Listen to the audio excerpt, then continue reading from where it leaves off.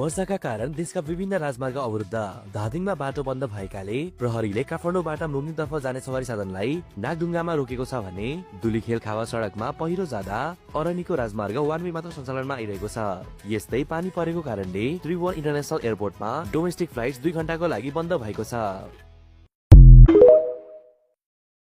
सम्पूर्णमा नमस्कार। यतिखेर चाहिँ धुलीखेल काभ्रेपलाञ्चोक जिल्ला धुलीखेल स्थित निकै ठुलो संख्यामा गाडीहरू रोकिएको अवस्था छ। यद्यपि हजुरहरू चाहिँ अहिले धुलीखेलको बाटो हुँदै यात्रा गर्दै हुनुहुन्छ भने बाटो यतिखेर पूर्ण रूपमा बन्द भएको कुरा जानकारी गराउँदैछु।